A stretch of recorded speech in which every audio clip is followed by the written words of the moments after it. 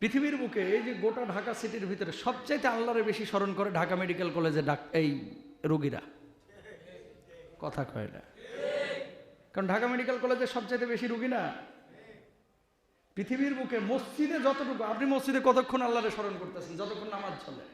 আর ঢাকা মেডিকেলে যে দেখেন মিনিমাম 5,000 মানুষ পাবেন, আউটডোরে হোক ইনডোরে হোক। আল্লাহ আল্লাহ, এবার তুমি একটু সুস্থ করে দাও মাবুদ, আল্লাহ ছেলেটাকে রক্ষা করো। অবশ্যই আপনার হলে আপনিও করবেন, আমার হলে আমিও করবো, এটাই চূড়ান্ত কথা। তো হসপিটালে যেভাবে তুমি আল্লাহরে ডাকো, বাইরে কেন ডাকো না?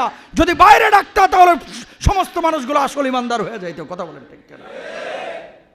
বোঝার আছে কথাগুলো, এগুলো মশলার কিতাবে লেখা নাই, কিন্তু কথাগুলো বাস্তব, চূড়ান্ত বাস্তব কথা। তাহলে মানুষ যখন বিপদে পড়ে আল্লাহরে বেশি ডাকে, যখন সুখে থাকে আল্লাহরে ডাকে না। ফ্যান্টাসি কিংডমে ঢুকেন, একটা জালেম কেউ পাবেন না যে মুখে জিকির করতেছে।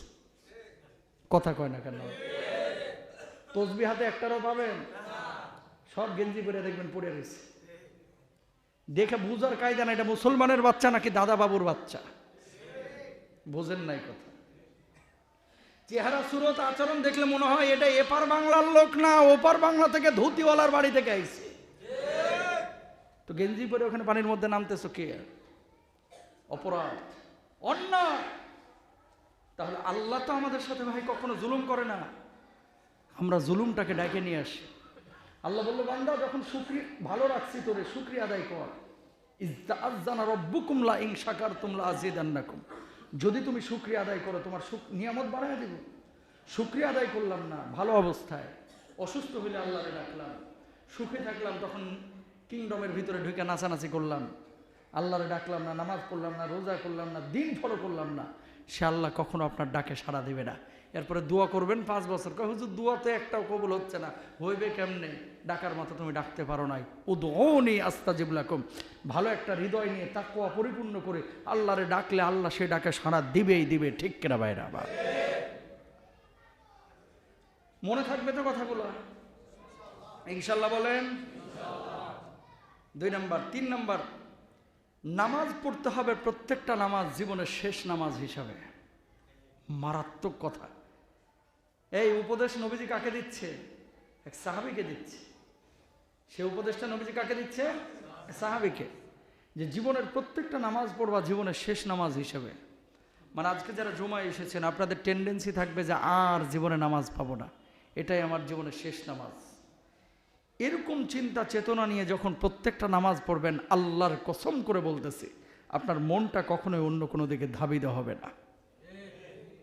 বুঝেছেন দরদের ভাইরা আমার?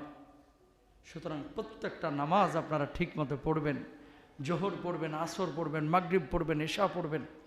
দুনিয়া উল্টায় যাক, ভূমিকম্পে চুরমার হয়ে যাক, নামাজ ছাড়া যাবে না।